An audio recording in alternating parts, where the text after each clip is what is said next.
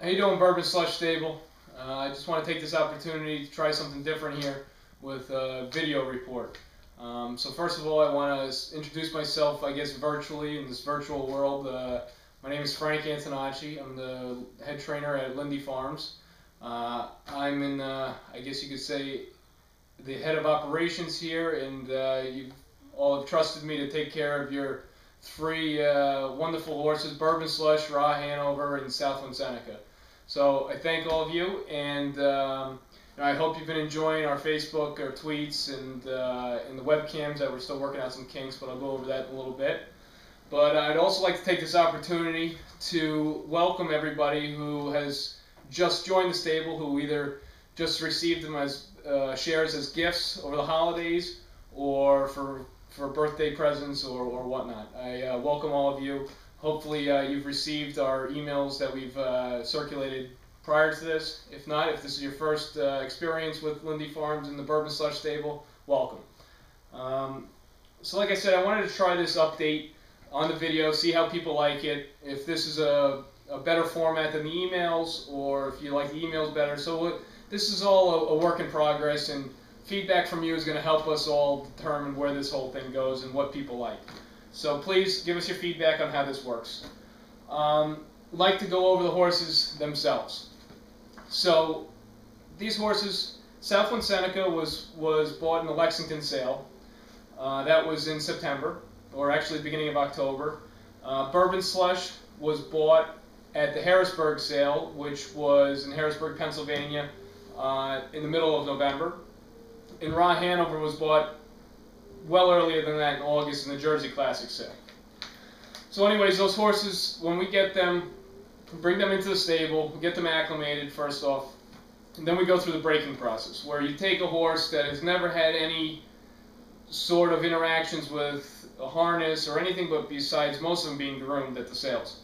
So you take that horse pretty much as a raw material, and you need to teach them everything. So what we first do is we line drive them, which is where we put the harness on them in a stall and get them acclimated to having the harness on, being worked on.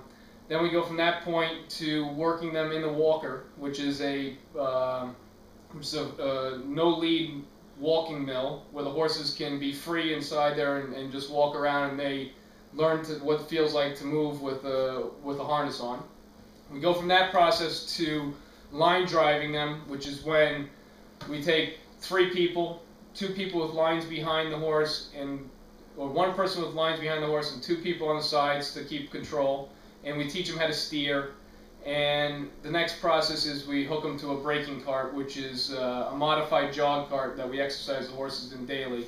And that whole process, has really, over the last 20 years, become a pretty quick, painless process. Some horses take to it a lot easier than others, but as the breed improves and techniques improve, it's pretty much a painless and not a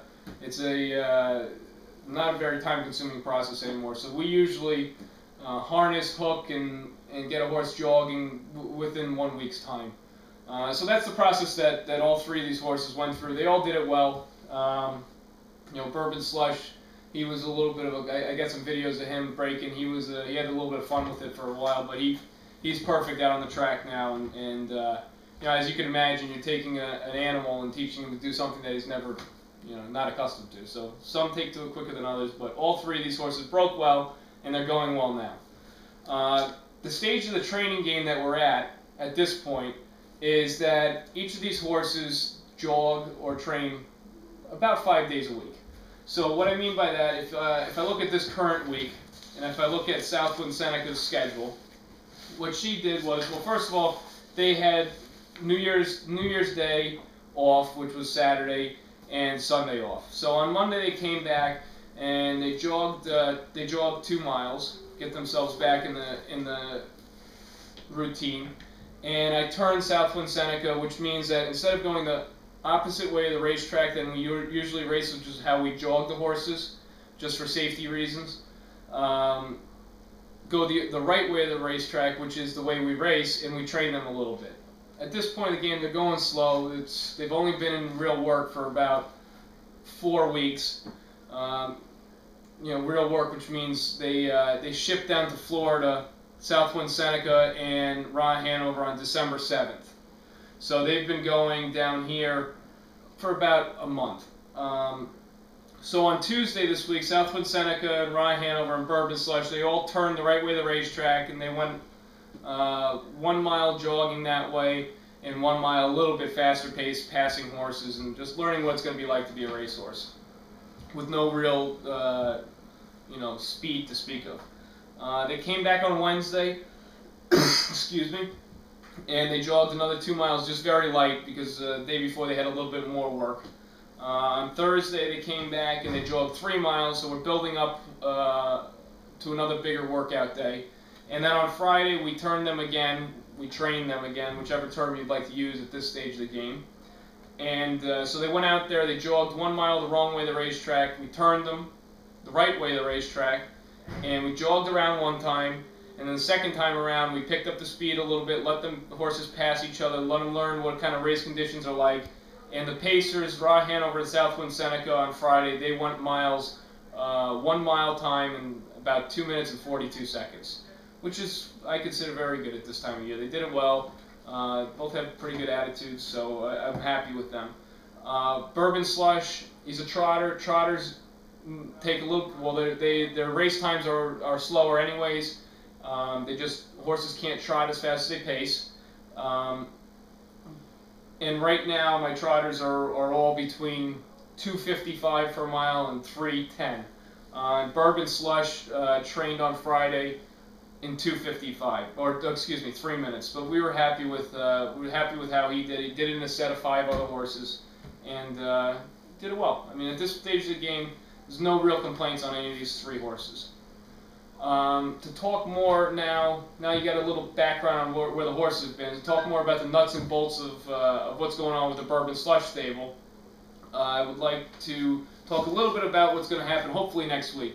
As this deal changed from 1 horse to 3, we had a little bit different situation with how the agreement that I had drafted up that would go out to everybody, how that would be written. And I'm sure, as you would know, with the holiday season, it was a little tough to get all that done. So hopefully by early next week I should have the agreement drafted, and I hope by the end of the week that I'll be able to email all of you the agreement for the Bourbon Slush stable, and at that point you'll be able to send back in a check with your agreement for the amount of shares that you requested. I apologize that it's taken so long, but as I said, it's a work in progress, and if you're getting this information, that means you're on the list, and we have reserved the shares that you have requested. And thank you for your patience, but hopefully by the end of next week, this will all be taken care of. If there's any questions on this, feel free to email me or call me. Couple exciting things that I have in mind coming up is a naming contest. I think what we'll do is, after we get all the agreements done or whatever, we'll start this naming contest. And what I see happening with that is everybody will have the opportunity to send in name suggestions. Then we'll come up with maybe the 10 most popular names for each horse, which is Raw Hanover and Southwind Seneca, are the 2 horses we need to rename. And at that point, we'll set up a survey on SurveyMonkey or one of these other survey websites and let everybody in the Bourbon Slush stable vote on which name they think is the best or most appropriate or the funniest or whatever you guys like the best. That's what we'll name these horses. I think that'll be a lot of fun, create a little camaraderie with all of us. So I'm really excited about that, and that's probably one of the first things we get going after the agreements are done and all that stuff. We'd also like to do a series of interviews with the assistant trainers that work here, so you get an idea of who's working with your horses every day, and also the caretakers. I think you guys will find the caretakers very interesting. They'll be able to give you really great insight on the personality of each of your horses. They spend a lot of time with these horses every day. At our farm, at our stable here, each groom is or caretaker is only responsible, for 4 horses. So they really have a lot of one-on-one time with each of these horses. They really get to know them well. So it's an interesting point of view for all of you to have. So that'll be coming up soon. Another very interesting and exciting part of what's developed in this whole process is that many of the vendors, or I don't know what you want to call them, that we work with here year in and year out, you know, bringing these horses to races, and those people include horse shippers, veterinarians, our staking service. They've really reached out to us and want to make this as positive experience as possible for everybody involved. So we're going to have like a sponsorship page on the website also. A couple people that have already come on board are Ralph Stefano from Meadowbrook Transport. This is the company that shipped these horses down to Florida from Connecticut, and he's given us a wonderful discount on his shipping, so we really appreciate that. Another is Chapman Staking Service. You'll see over the next month I'll get everybody accustomed to the staking process for these racehorses, but they've donated their services also, so we thank Cindy very much for that. Cindy Chapman, that's Chapman Staking Service. And also Dr. Nolan, our primary veterinarian for the racehorses. He has come forward and is going to do most of his vet work at cost, which is a great help, and we really appreciate all that. So this should be an interesting development, and like I said, we'll make a sponsors page on the website so that everybody can know who's been a friend to the Bourbon Slush Stable. If you see him around, tell him thanks a lot and that we appreciate it. You know, so that's been really nice to see the industry come and support what we're trying to do here. The webcam situation. I've gotten a lot of feedback from a lot of you about the webcams, and you got to bear with us here. I apologize. Our internet service at the location here at Sunshine Meadows is sometimes intermittent. When that happens, it knocks off the server, and we have to reboot everything and bring the webcams up. So if you see them go down, let us know so we can do all that. We should be able to handle it a little bit better now. As you can see, hopefully, if you go to the webcam, there's two different views we have. Because of our internet capabilities at this location, we can only have one on at a time, so we'll alternate them, and I'll try to give you a little. I would see what's probably going to happen is during the morning part of the day, when people are getting horses ready in the shed row and there's a lot of action, that's when we'll switch to the outside camera.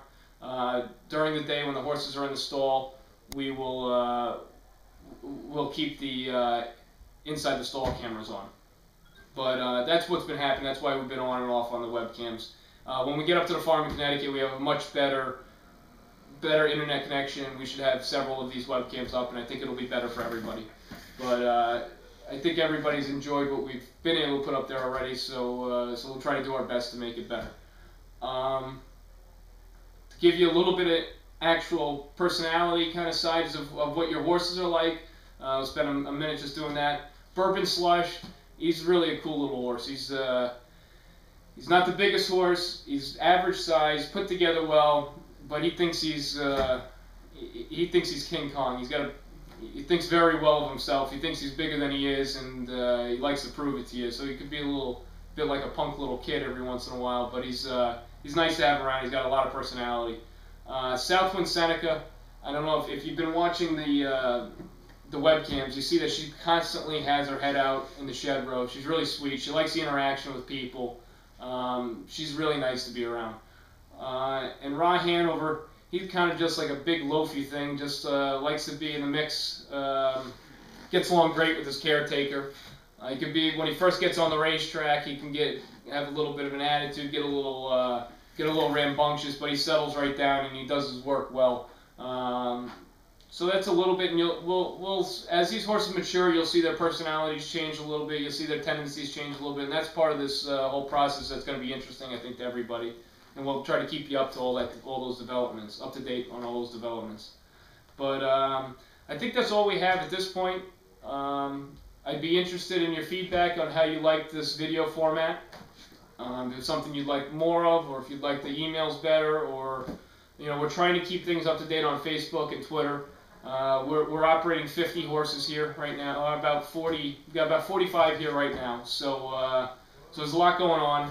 So we're doing our best here to keep everybody up to date and have everybody have a positive experience. And like I said, this is the first time I'm doing something like this. So your feedback and your help is going to be paramount to this being a success. So if there's anything I could do to make this experience more enjoyable to any of you, please let me know. Thank you for your time, and I hope you enjoyed this update.